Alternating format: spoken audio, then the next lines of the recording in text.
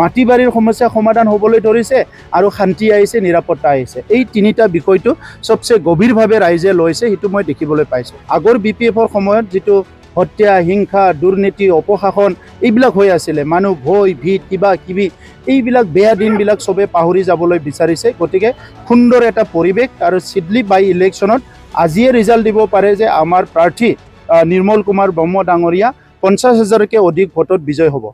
বহুত ভাল, যিখিনি এৰিয়াবিলাকত আগতে আমাৰ মেল মিটিংবিলাক ভালকৈ হোৱা নাছিলে, এই অঞ্চলবিলাকত বহুত ভাল ৰাইজৰ সঁহাৰি হৈছে। আমাৰ প্ৰত্যেকটো সমষ্টিত 15-20খনকৈ মিটিং হৈ আছে, গাঁও অঞ্চলত, VCDC এৰিয়াত, প্ৰাইমাৰী এৰিয়াত, আৰু চব মিটিঙে ছাকচেছফুল হৈছে।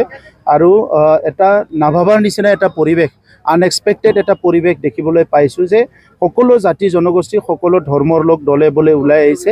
শান্তিৰ বিটিয়াৰত শান্তিৰ যিটো প্ৰক্ৰিয়া, আজি শান্তি নিৰাপত্তাৰ যিটো পৰিৱেশ, এইটো যাতে কোনোদিন আকৌ হেৰাই নাযায়, এই পৰিৱেশটো চবে উপলব্ধি কৰিছে। চবৰে মুখে মুখে বিটিয়াৰৰ শান্তি আহিছে, নিৰাপত্তা আহিছে, উন্নয়ন আৰম্ভ হৈছে। গতিকে এই ট্ৰেণ্ডটো সদায় ৰাখিব লাগে। আগৰ BPFৰ সময়ত যিটো হত্যা, হিংসা, দুৰ্নীতি, অপশাসন এইবিলাক হৈ আছিলে, মানুহ ভয় ভীত কিবা কিবি এইবিলাক বেয়া দিনবিলাক চবে পাহৰি যাবলৈ বিচাৰিছে। গতিকে সুন্দৰ এটা পৰিৱেশ আৰু চিডলি বাই ইলেকশ্যনত আজিয়ে ৰিজাল্ট দিব পাৰে যে আমাৰ প্ৰাৰ্থী নিৰ্মল কুমাৰ ব্ৰহ্ম ডাঙৰীয়া 50,000কৈ অধিক ভোটত বিজয় হ'ব। ৰাইজে কি কাৰণত ভোট দিব? BTC শান্তি হৈছে, আগত অশান্তি আছিলে, মাটি বাৰীৰ কাম কাজ হোৱা নাছিলে, আজি মাটি বাৰীৰ কাম কাজ হৈছে। শিক্ষা অনুষ্ঠানবিলাক জৰাজীৰ্ণ আছিলে, লাহে লাহে শিক্ষা অনুষ্ঠানবিলাক ভাল হৈছে। ৰাস্তা ঘাট, কালভাৰ, দলংবিলাক লাহে লাহে বনোৱা আৰম্ভ হৈছে। মানুহে অৰুণোদয় পাইছে, বিভিন্ন আঁচনি পাইছে। আঁচনি পোৱাৰ ওপৰত চবতকৈ ডাঙৰ কথাটো হৈছে মাটি বাৰীৰ সমস্যা সমাধান হ'বলৈ ধৰিছে আৰু শান্তি আহিছে, নিৰাপত্তা আহিছে। এই তিনিটা বিষয়টো সবচে গভীৰভাৱে ৰাইজে লৈছে, সেইটো মই দেখিবলৈ পাইছোঁ।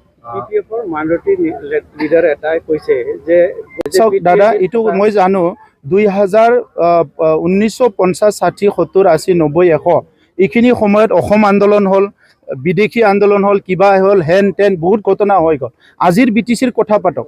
আজিৰ BTCত কোনে কিমান মাটিৰ অধিকাৰ পাইছে, আজিৰ BTCত কোনে কিমান অশান্তিত আছে না শান্তিত আছে, আজিৰ BTCত কোনে নিৰাপত্তা পাইছে না পোৱা নাই, এই কথাটো পাতক। গতিকে এইবিলাক কোনোবা এজন দুইজন পুৰণি চিন্তাক লৈ সমাজক মানে নেগেটিভ প্ৰচাৰ কৰিব বিচৰা মানুহবিলাক কৰি থাকিব। আৰু আজিৰ সমাজখনে বুজি পায়, মাইনৰিটি সমাজ, মাইনৰিটি জনগোষ্ঠী হওক, বড়োই হওক, ইয়াতে ৰাজবংশীয় কোনো পিছ পৰি থকা নাই, সকলো আজি চিন্তা কৰিবলৈ জানা হৈছে কোনটো পথত গ'লে ভাল হ'ব। আৰু গতিকে এজন দুজন মানুহে উল্টা পুল্টা কোৱা কথাবিলাক কোনো ইয়াত নামানে, এই কথাটো স্পষ্ট। বহুত অঞ্চল ছাৰ, এইখিনি অঞ্চল ডেভেলপমেণ্ট হোৱা নাই, গতিকে আপোনালোকে চালাকাটি অঞ্চলটোত আমাৰ MCLA এতিয়ালৈকে জিকা নাই। চালাকাটি অঞ্চলত অধিক সময় BPF এটা টাৰ্মৰ কাৰণে GSP বা অবৰৰ পৰা জিকিছিলে। গতিকে তথাপিতো এতিয়া আমি চালাকাটিত কাম আৰম্ভ কৰিছোঁ। আৰু আজিয়ে মই আহি 3-4টা কালভাৰ কিবা কিবি দেখিছোঁ। আজি অলৰেডি মই কৈ দিলোঁ ডিচেম্বৰত কাম হৈ যাব চব কাম। চ' তেনেকুৱা কৰি চালাকাটিত মই জানো ঢলমাৰা এৰিয়া, এইবিলাক এৰিয়াত আমাৰ ইফালে কালীপুখুৰী এৰিয়া বিভিন্ন কাম কাজ আছে। মই ৰাতি জনতা দৰবাৰ কৰিছিলোঁ যোৱা মাহত, আৰু তেতিয়াই 100টা ৰাস্তা চেংচন কৰি দিছিলোঁ, চেণ্ড গ্ৰেভেল কিবা কিবি। গতিকে ইয়াত বহুত বেছি কাম আছে বুলি মই ভাবা নাই। যিকেইটা ৰাস্তা আছে, দলং আছে, কালভাৰ আছে, ভালকৈ মনোযোগ কৰিলে 6 মাহ বছৰত শেষ হৈ যাব। এইবাৰ চিডলিত উপ নিৰ্বাচনত মুখ্যমন্ত্ৰীক নিৰ্বাচনী প্ৰচাৰ চলাবলৈ আহিব নে নাই? তেখেতে অহা 6 তাৰিখত অহা কথা, 2টা নিৰ্বাচনী সভাত অংশগ্ৰহণ কৰাৰ কথা। যদি বিশেষ অসুবিধা নহয়, তেখেতে ঝাৰখণ্ড নিৰ্বাচনত বহুত বিজি হৈ আছে।